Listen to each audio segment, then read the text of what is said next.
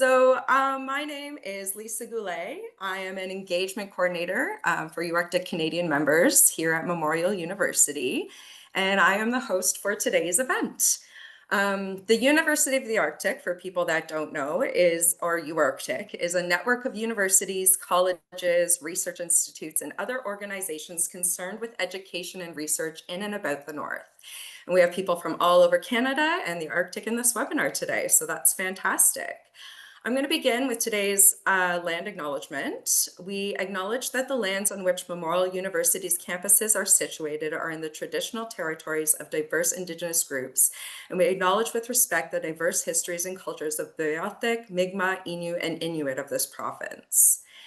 So thank you for joining us today for our presentation on Arctic health and well-being. We have about 30 minutes for the panel discussion, followed by 20 minutes where we will have the opportunity to put some of your questions to our speakers.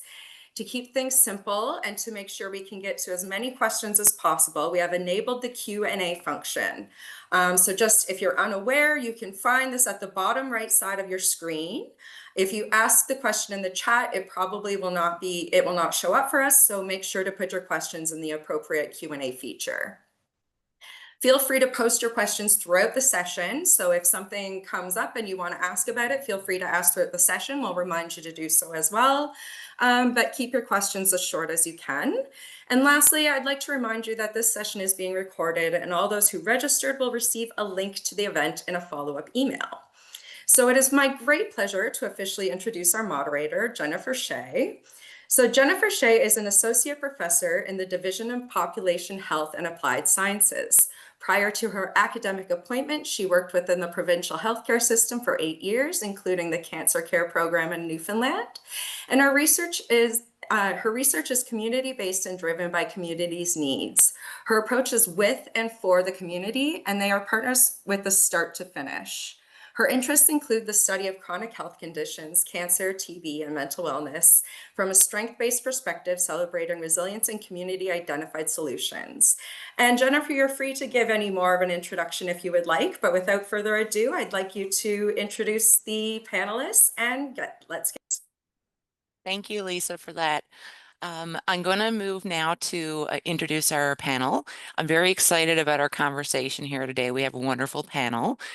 So I'm going to call on the speakers, and they're going to provide a quick overview, a quick bio of themselves to share with everybody who's joined us here today. I'm going to start with Helga Bryant. Good afternoon, good morning, everyone. Wherever you might be across our great country. My name is Helga Bryant. I am a registered nurse by profession. I come to you today from Treaty 5 and specifically the homeland of the Opaskwayak Cree Nation, based in the Paw and Opaskwayak Cree Nation just right across the Saskatchewan River. I was privileged to have worked with that particular community for about 15 or 16 years. I currently hold the position of Vice President Academic and Research with University College of the North, which provides a post-secondary education to Northern Manitoba. My most recent position in the healthcare system was that of CEO of the Northern Health Region in Manitoba. So that's a little bit about me. Thank you, Helga. Happy to be here today. Yeah. Thank you. Next, Anita Daniels-Black. Hi, good morning, everybody. My name is Anita Daniels-Black. I'm the director of the Northwest Territories Network Environment for Indigenous Health Research, also known as NTNAIR. And I work at the Institute for Circumpolar Health Research, ICHR. I'm also a PhD student at the University of Alberta, and I'm entering my second year. I was born and raised in Besheko, Northwest Territories. Married with two amazing boys, Maximus and Johnny. I am of Klincho and Ojibwe descent. I was born and raised in the Klincho region. My research is focused on community-based research, community action, and training local Indigenous community members. Let's see. Thank you. Thank you. And last but not least, we have Vasiliki Douglas. Hi, good morning and good afternoon to everyone. My name is Vasiliki Douglas, and I am located in Terrace, at Coast Mountain College, which serves 6 First Nations communities in the region. I began my research career 20 years ago as a field researcher working for the Aboriginal Healing Foundation, Models and Metaphors in Aboriginal Healing Project under Dr. Gail Valaskakis at the time. I completed a doctorate in History of Nursing and Applied Anthropology at the University of Alberta. I looked at the historical evolution of Inuit childbirth in the Canadian Arctic, doing a comparison study of childbirth in the Eastern Arctic in Nunavut and Central Arctic in Rankin Inlet. I then completed a postdoctoral fellow with Professor Laurie Chan, who was the Dr.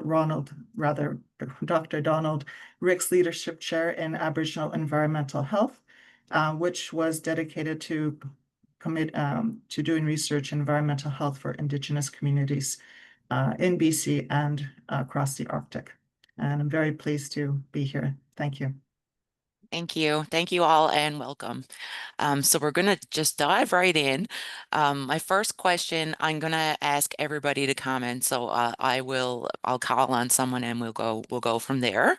So the first question is, in your work within northern and remote communities, what are some strengths that you've observed in your work? How about we start with Vasiliki, sorry. Yeah, thank you for that. Some of the strengths I have observed in the course of doing my research is the degree of activism that the communities I have worked with have been engaged in and have succeeded in carrying out their goals of improving health outcomes and specifically childbirth outcomes in the north. And I'm thinking of the Inuvitsilik Inuit Midwifery Center in Litsavik, where they began in the 1980s to agitate for a birthing center when the hospital was committed to be built as a result of the James Bay Northern Agreement. And they succeeded. And since then, they integrated midwifery into healthcare services. And they've had a resounding success over the decades. And they've increased the number of services by expanding the midwiferys to other communities in Nunavut. There are at present, I believe, 4 midwifery centers where women go to give birth. They're accompanied often by family and friends, and they have had decreased issues, health-related issues, such as mental illness, stress, violence, and such in their communities as a result of allowing the mother to remain at home in the community to have her babe. Thank you. That's a great example. Anita, is there anything that you would like to share regarding strengths that you have observed? Well, initially I was trained as a community-based researcher in the Queen region. So what I've seen across communities is an incredible strength and strong relationships, deep cultural roots, and a shared commitment for caring for one another. People hold so much knowledge about wellness and healing that already exist in communities. So through like the community action research team and like being trained as community-based researchers, like we were able to really connect with community with all of the work that we were doing. At the beginning, we focused on sexual health due to high rates of syphilis at the time. And just being able to develop educational programs, educating the public, having presentations in the schools and in the communities, alongside with elders that we worked with, really influenced like a lot of better decisions around that. And this, like a lot of that work also really aligns with the Institute for Circumpolar Health Research vision, which is supporting health equity across the North through community-led, northern-driven research. Those strengths are what guide us in doing research with communities and not on them. So just that's why my research is focused on community-based training, local community members in community-based research. Must see. Thank you. And Helga? You're muted, sorry. There Always you has go. to be someone, right? That has to I do don't, that. well, If you I just did it unmute. too when I went to tell you.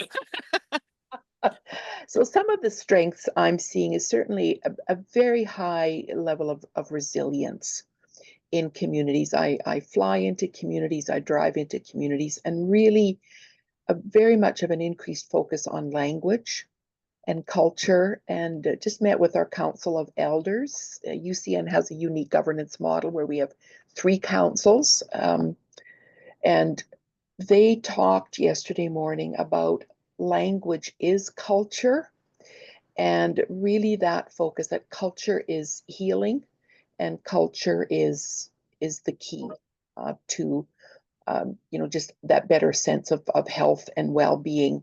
And the other thing I'm seeing is an increased focus on economic development and not going beyond partnership and actually about ownership.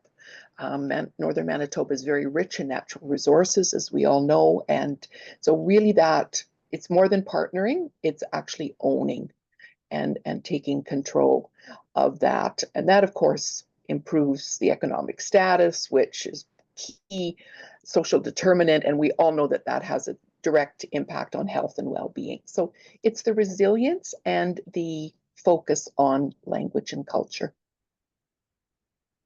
Thank you. That was great. I think that's a really good starting point for us all as we begin this conversation. And when in listening to your responses, you pointed out very important things such as advocacy, the connection within the community, and that key to resilience. So now I'm going to move on and start to kind of talk a little bit more about some issues that may be facing communities that you've seen, some ideas that you have around that. I'm going to start with Anita with the second question. Anita, how do traditional knowledge systems and cultural practices shape approaches to health and well-being in Northern and in Indigenous communities?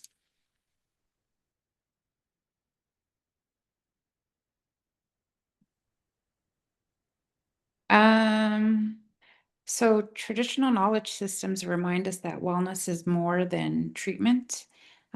It's balance and connection. When programs are guided by culture, ceremony, and elders' teachings, they speak directly to the heart of the community. The NT NAIR shares this understanding because its goals is to strengthen Indigenous-led research that honors traditional knowledge systems and creates pathways for communities to define what health means to them. This approach ensures that research is relational, respectful, and rooted in culture. Let's see. Thank you. Next, I'm going to move on to Helga. How do interdisciplinary teams, such as doctors, nurses, community health workers, and even researchers, collaborate effectively in a small and/or isolated community? Well, I think I'll give an example, Jennifer. Manitoba it's connected to the University of Manitoba, but it's a health system called Ongomiswan, and they have a broad array of interdisciplinary healthcare providers that go into community as a team and provide support in the community, and also while they're doing that, build capacity in the community, draw on local knowledge keepers and elders to really sort of focus on that traditional practices and ceremony. They've had a long legacy in Manitoba in their work. Many of their physicians and providers are Indigenous, and have been trained, in the Canadian healthcare system or healthcare education system, but also have a keen understanding of traditional practices. So that coming together of traditional and Western and in community, so that members of those communities don't always have to go to Winnipeg or some of our other centers for care. And that whole process is supported by, the federal government through Indigenous Services Canada, the provincial government in partnership with the local regional health authorities, and typically a health authority in community as well. So it really is a tripartite, very unique model that is hopefully improving health and well-being in northern Manitoba. That's an excellent example. Thank you so much for sharing that. Next, I'm going to move on to Vasiliki. In your view, what role can local training and capacity building play in building a sustainable health workforce? So in thinking about that, what strategies could we use to attract and retain healthcare professionals in northern and remote communities? Well, I think it's really important for us to understand that collaborating effectively with communities to build a culture of mutual trust and respect, and enhancing open communication and defining clear roles and responsibilities are key to allowing for local training and capacity building to get off the ground.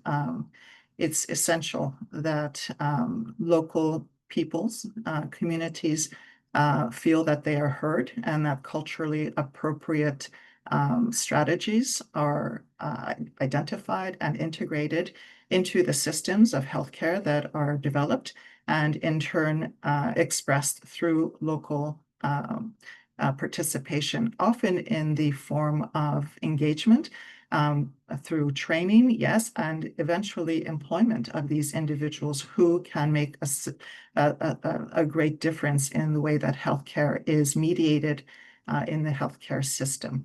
How do we attract healthcare professionals to come into communities?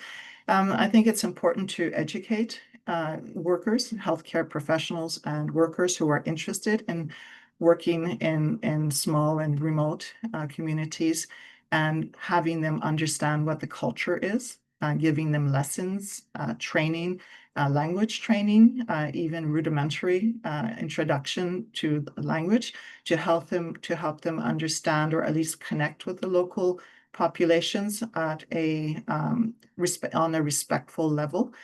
People always appreciate when individuals make an effort to communicate with them in their own language, and that does go a long way with developing a great deal of credibility and caring and on the part of the healthcare workers and the system in place in communities. All of this really boils down to empowerment of local peoples through training and employing them. And often on-the-job training is the first step in building capacity. And I think we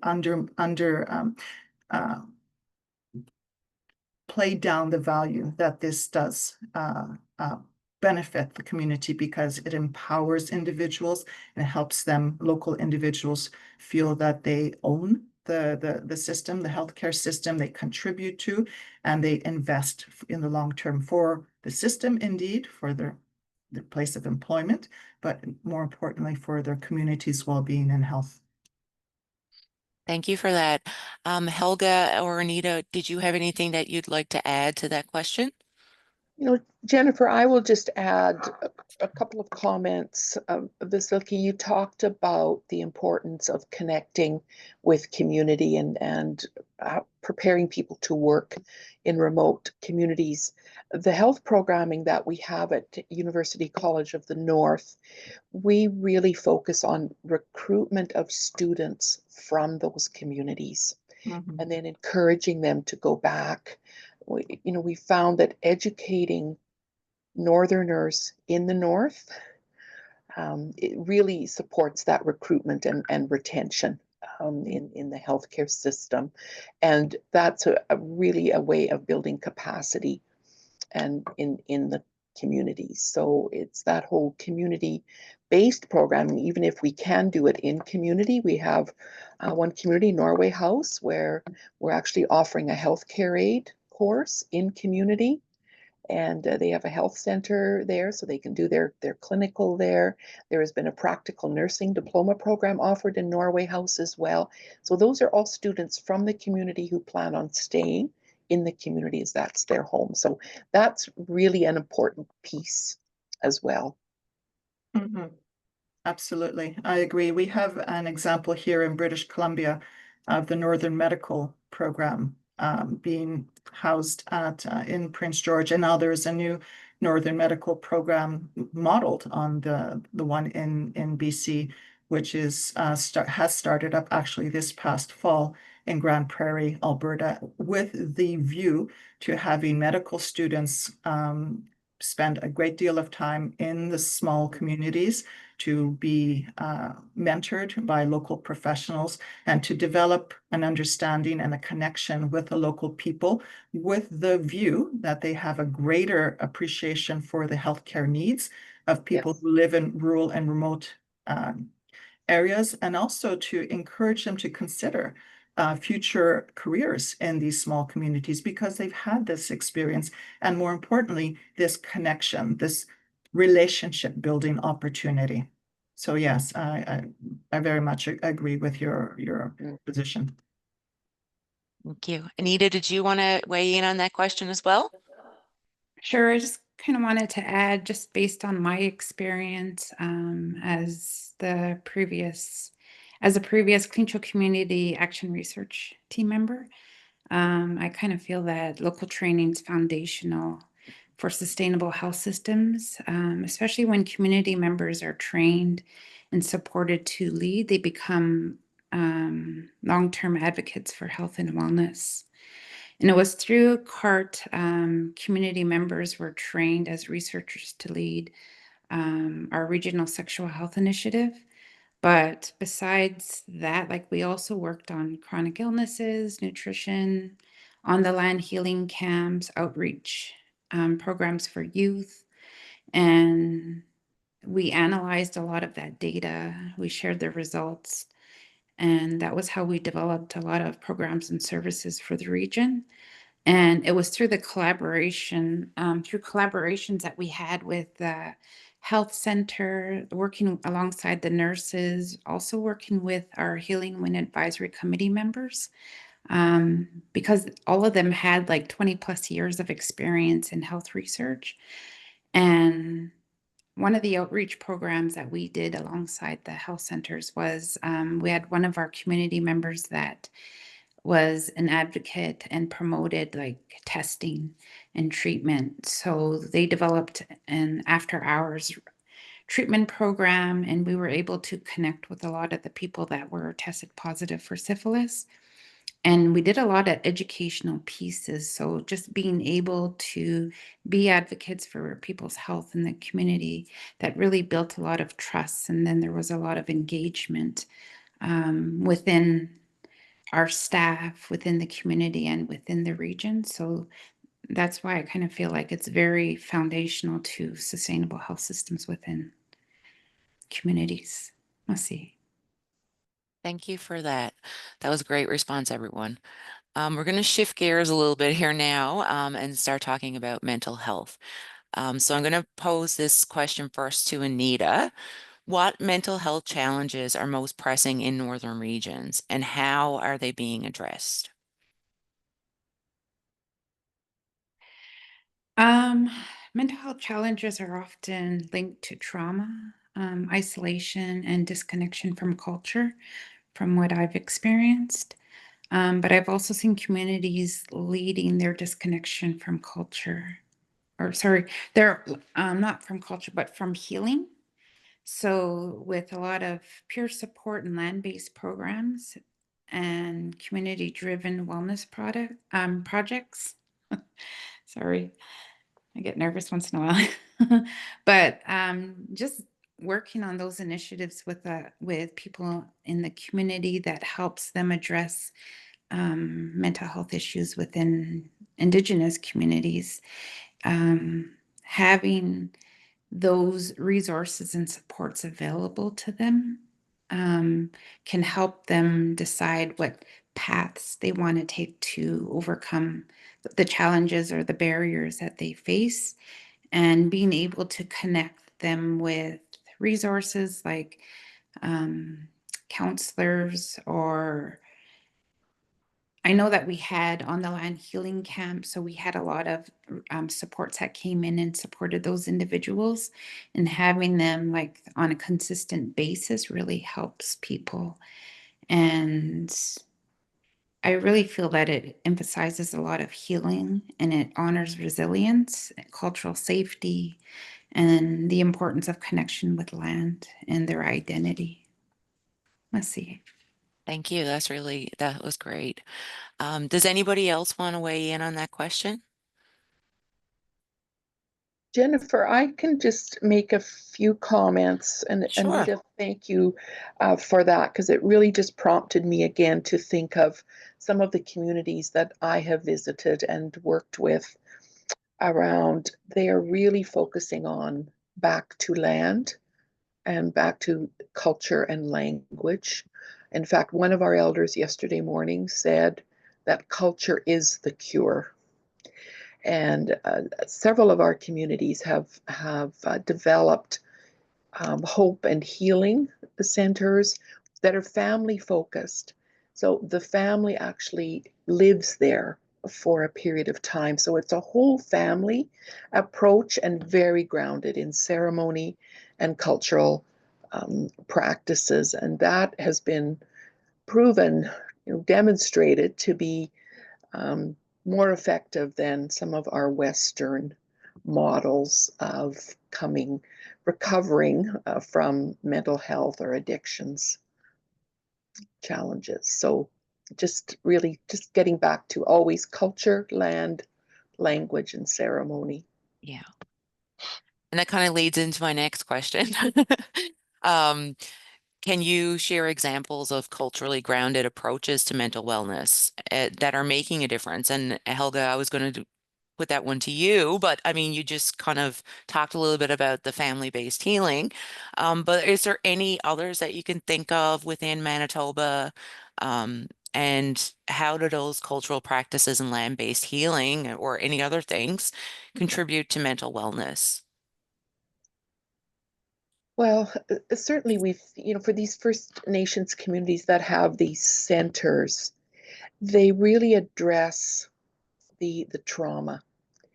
And there was just an article in the Winnipeg Free Press written by Negan Sinclair just the other day about one of our particular communities, Nelson House, in northern Manitoba, north of Thompson. They have been evacuated 4 times this summer, twice to fire, once to an ice storm and power outage. And so the trauma, there's never sort of a break from that trauma. It's just ongoing and insidious. And so if they heal in community, with family and in community, much better chance of success and enduring wellness than removing them from community. But it was any of you that want to read that article, Negan has just captured that sort of relentless trauma and re-trauma very, very well. And it was timely because I knew we were doing this panel, and then I read that article, and it just did emphasize for me the importance of healing in community. Mm. Thank you very much for that, Helga. I would just like to point out that the land-based programs that are increasingly available across the nation are really central to allowing this healing to begin and continue, and to help reverse or at least address the negative outcomes, negative impacts of colonization. But in saying that, and I'm not advocating that it's the only way to do it. Rather, I think we should also take a look at other ways of reviving cultural practices among peoples, Indigenous peoples. And again, I can only speak to the experience and knowledge that I've gained from studying midwifery in Canada and in Canada's north. And I'm thinking about a particular report that was published by the Paktutit Women's Association recently, 2023, I believe, which states outright that returning or enhancing midwifery services to communities across the nation is really integral to addressing the effects of colonization, the negative impacts of colonization, because the cultural care that's integrated in midwifery addresses much of what has been lost, and it helps to revive culture within communities and strength and identity. That's the point I just wanted to raise, in addition to the great points you raised. That's really important. Thank you for that, Vasiliki, because, just thinking about birth evacuations in northern communities and the trauma that puts on people, especially if they already have kids at home and then they have to leave months in advance because they may be considered high risk for some reason. It's hard to be displaced from your community, your family, your culture, Yes. when you're starting a new life, right? And that's such a special time. And I don't think we understand that often the separation of the mother, expected mother, from the family is weeks on end, which causes great stress and strain on the father and the children Yeah. and the community. And it could be months in some cases, like depending. Yeah. Absolutely. So it's really important. Anita, did you want to weigh in on that one? And Yeah, I agree with what they were saying. I just feel that culturally grounded approaches are at the heart of healing. And even though CART focused on sexual health, it was also supported by wellness, supported mental wellness by opening up conversations and reducing stigma. And that across the north, land-based, there is a lot of land-based healing, and there is a lot of language revitalization and cultural workshops and focuses. And I feel that they're really helping a lot of people to reconnect, which really strengthens like a lot of wellness programming across the north. And I just feel that, like, just thinking about the previous work I've done and where I work right now, that a lot of the approaches really echoes with ICHR's vision. Which includes improving health outcomes. That improving health outcomes requires listening to communities, and it's really important to listen to communities because it really strengthens and respects the Indigenous knowledge and reconnecting to land. And reconnecting to land is like a huge component of healing. And I have seen that happen with people that have participated in land-based healing, and it really boosts who they are, and they're able to reconnect with themselves. And there's times when they've talked about they've lost themselves, but when they reconnect with the land, with the elders, with the programs, with what challenges or barriers they're facing, and in seeing through a land-based lens, a healing of a land-based lens, like it really helps them strengthen their own health and wellness. And that's what I've seen and experienced. Let's see. thank you for that. And leading into the next question, and you set us up really well, Anita. So how is climate change affecting the health of Northern and Indigenous communities, whether through food security, environmental safety, or disease patterns? What strategies are communities and health systems adopting to prepare for these changes?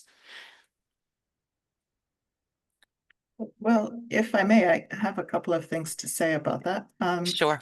Yeah, well, Mhm. climate change harms the health of Northern and Indigenous communities by disrupting traditional food sources, compromising environmental safety, and creating new disease risks, which collectively impact food security and access to safe water and mental well-being and livelihoods. It impacts are great, and they include loss of access to culturally significant foods, the degradation of traditional hunting grounds due to unpredictable ice conditions, contamination of water sources from the melting permafrost, and increased exposure to a lot of diseases, zoonotic diseases and pests. And this experience that we've had in the past few years of massive wildfires have also affected the respiratory health of peoples in the north.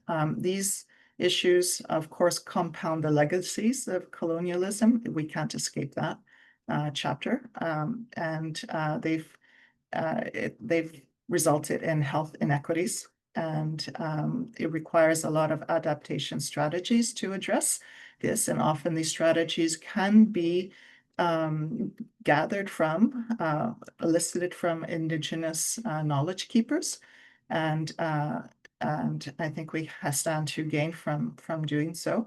From my research in the ISR, though, there are a lot of positive outcomes that I have noticed as well recently, with the way in which capacity building is still very much addressing these issues.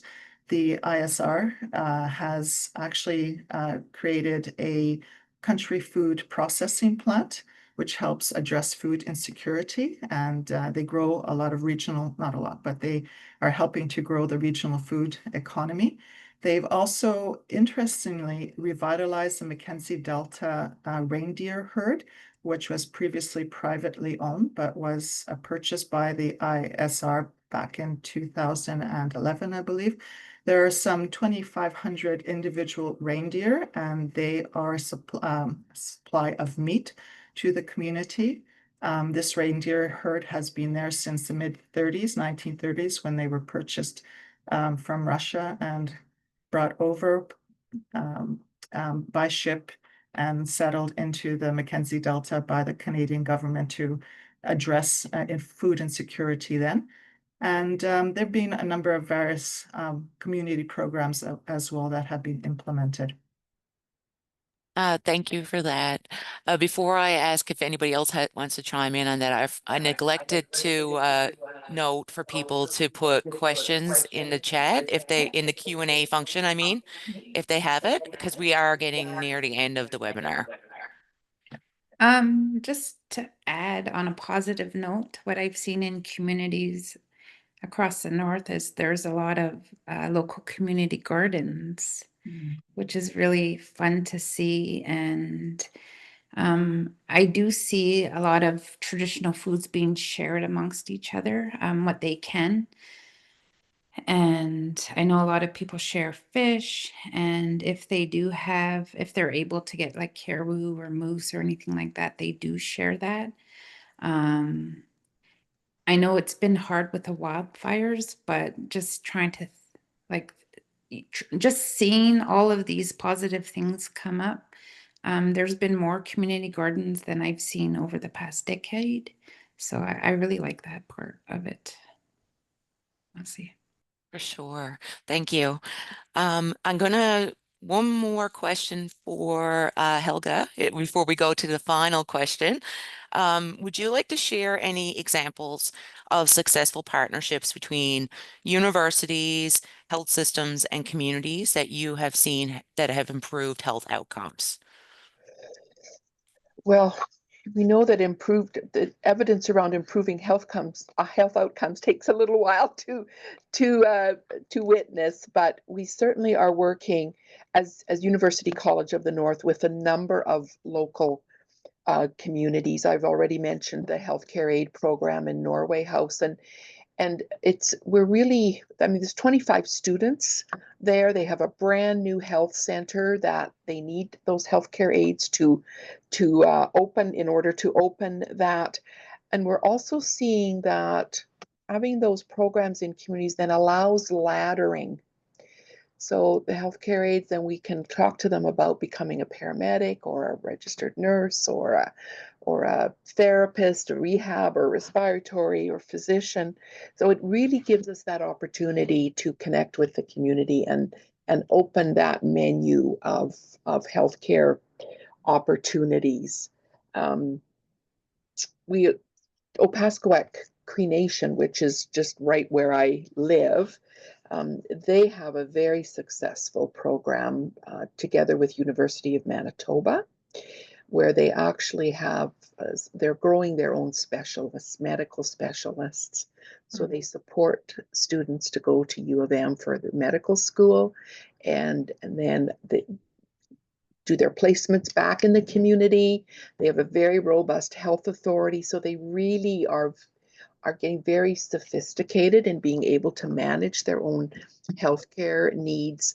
And that has been, to be able to witness that and be part of that, more so when I was the CEO of the Northern Health Region, and to support that health authority on Opaskwack and partner actively with them, really did help the health outcomes, because they could go to a health center where they were in that cultural setting and didn't have to come into a Western healthcare system.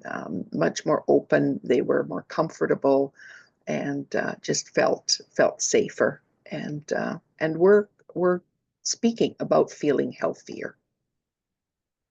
Thank you. And while you were talking, a comment came in that came from Aurora College, and they're working with Indigenous partners and others to advance Indigenous food security in Northwest Territories, including growing at community level.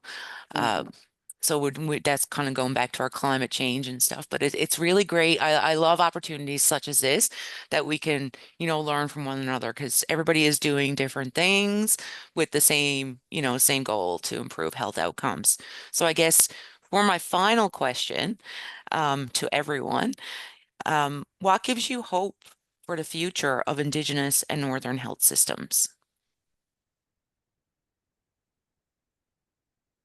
Not sure who wants to go first. Anita, you want to go first? Sure.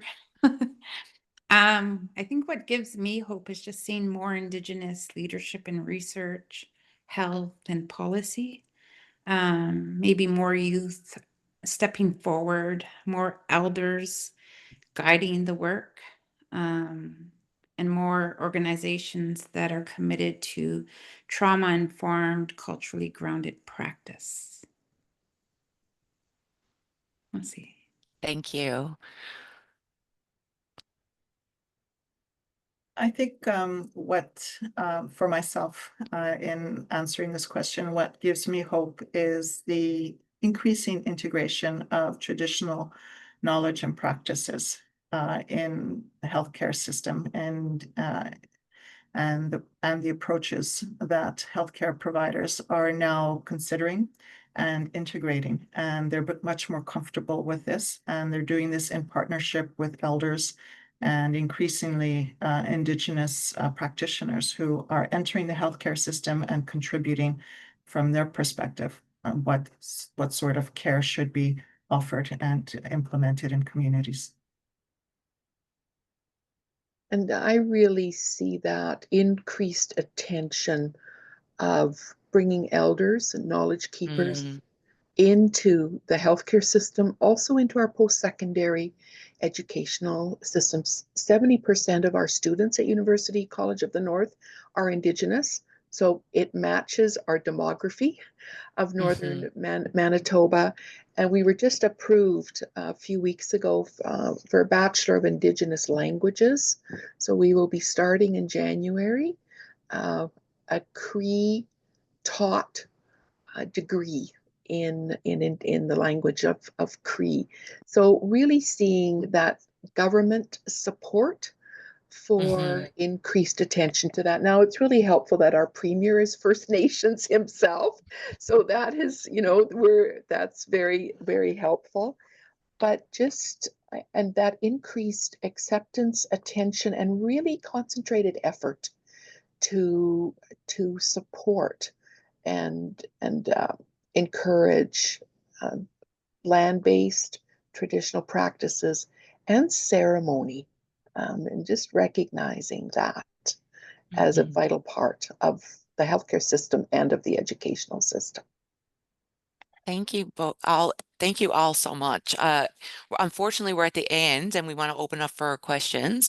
I wish we had more time because I feel like we just scratched the surface and we definitely could go more in depth.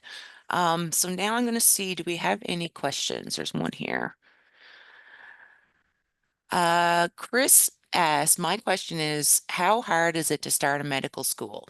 Definitely something I think we need for the Dene and in Inuit Nunavut. Does anybody, well, I know I can kind of answer a little bit just because I know in terms of expanding seats. I work in a medical school at Memorial, and we recently opened it up for PEI. So last year began when we teach our medical students in Newfoundland, Labrador. We also video in students in PEI. So it's been a bit of a process, but not as bad as I thought. It's taken a few years, but definitely if you have the backing from administration and the university's commitment, I think it's definitely doable. I don't know if anybody else wants to jump in there. Well, I can say just a little bit, Jennifer, from Manitoba's perspective. I mean, we are a one city province. University of Manitoba has our medical school. We have found that we're having satellites. So there's a satellite in Brandon, for instance, where there's a number of students that do their education in Brandon and have their mentors and instructors in Brandon. Thompson as well in northern Manitoba.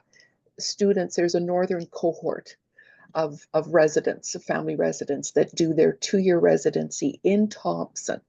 So not a separate medical school, but rather a satellite, and and again moving their practice and their experience outside of the city of Winnipeg, so that that highly increases their chance of perhaps working in northern or rural or remote parts of Manitoba.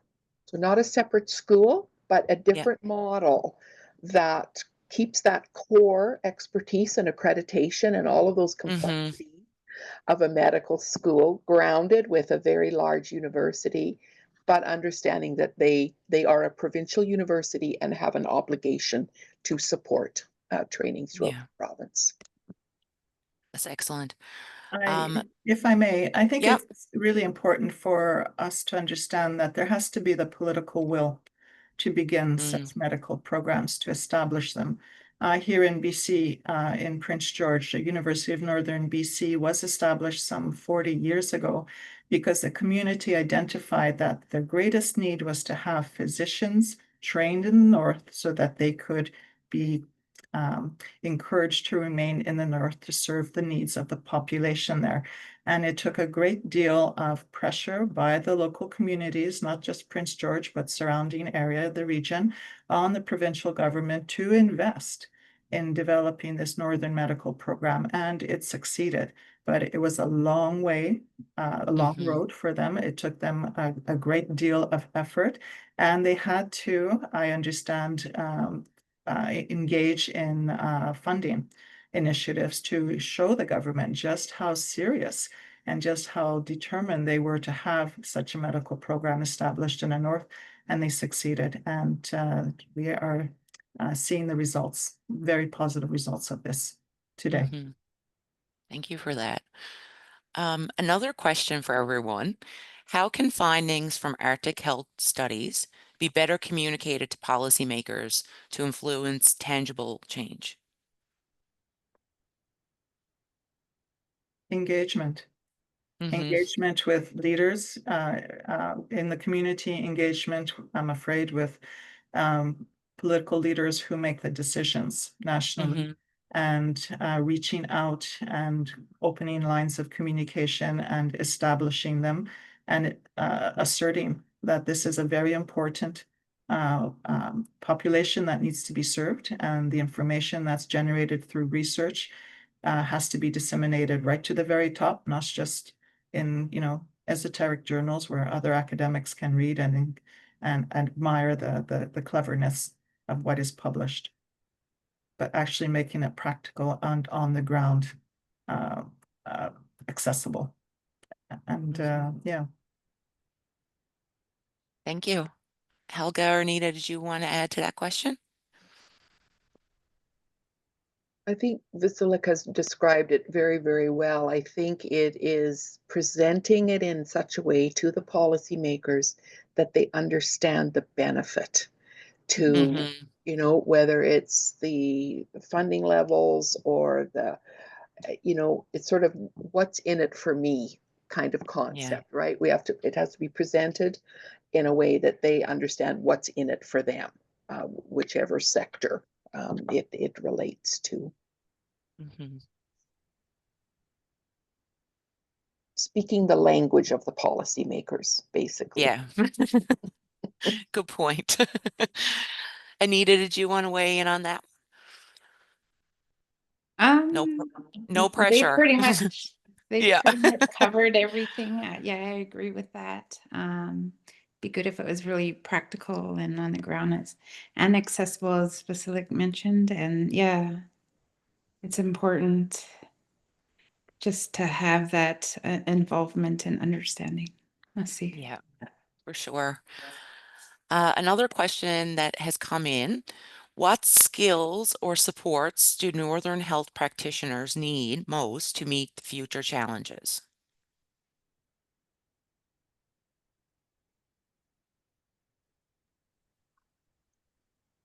Jennifer, I would say that anybody working in the North, working with communities, they need to understand those communities. They need to be very aware of the cultural context, because even that is different community to community. Definitely. And just that rudimentary understanding and acceptance, and realize that they need to learn as much about that community as the community need to learn about their health. And so just that respect and humility to understand that when you go into a community, first you need to listen and seek to understand and develop relationships and that safety in that relationship. And that has to happen initially, and is foundational to the trust. If I may, I have a very interesting example I'd like to bring up, and that is the Inuvialuit Health and Social Services Organization in Nunavut, where they are recruiting healthcare professionals, and they make it very clear that it would be very beneficial for those interested in coming to work in the North in the communities to engage in training, and training is offered to them, cultural training, language training, giving them opportunities to understand what the communities look like by visiting, and giving healthcare professionals opportunities to explore what opportunities their spouses could have in terms of employment and involvement in the community. All of this really is very practical. And what it does, I think, is help to dissolve much of the anxiety prospective healthcare workers, healthcare professionals would have about making a choice to explore employment opportunities in the North, and giving them that information and helping them explore and make that determination themselves. Wonderful. Thank you. That brings us to all our formal questions. But before I hand it back over to Lisa, I just want to check in with the panelists. Do you have any final comments that you want to talk about or share with everyone before we close today? Or anything we didn't get to touch on that you would have liked to bring forward? Well, I'd like to offer my thanks for this opportunity to participate in this panel discussion. I think it's very timely, considering the focus on developments in the Arctic and Canada's position. And discussing this, discussing that about having a discussion about the health and well-being of the population is extremely apposite. And thanks very much for holding this. And I would just echo that. I think that the time is so right now with what's happening south of the border and just Canada's presence on the world stage, the opportunities for Northern Canada right now on Mr. Carney's Build Canada initiatives. And I think we must pay attention to health, well-being, as well as economic development, because we know that historically, economic development has not furthered health and well-being in many instances. So we have an opportunity to do it differently this time. And I agree. Thank you for opening up the space to have this conversation. Thank you. Anita, do you have any final comments before we hand it back to Lisa? I just kind of feel like it's really important to include a lot of community members, especially youth. I know I have these discussions with my family members where we talk about how it's important to listen to youth voices in the areas of health and wellness, just because they have different challenges and barriers. And this is one of the big reasons why with my research, I'm training community-based researchers in the North, because they have a knowledge that is more, I guess, more advanced than older adults, because like with technology and everything, they see things differently, they process things differently, but it's so important to listen to everybody.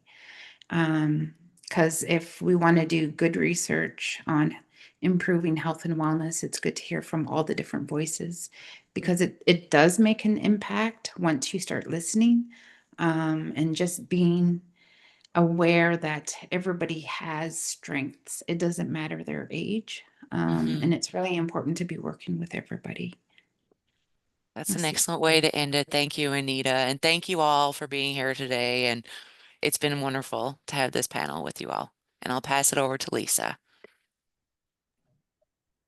All right, we have now come to the end of our time together. I would like to once again sincerely thank you, Jennifer, Anita, Helga, Vasiliki, for sharing your time and expertise with us today. I really appreciated the conversation, and I thought it was really well-rounded and covered a lot of ground. So thank you so much for that. And thanks to all of you out there for attending and for your great questions. As this session has been recorded, and I will be sharing a link in an upcoming email, so keep your eyes out for that. Enjoy the rest of your day. Thank you so much, everybody. Thank you. Thank you. Thank you.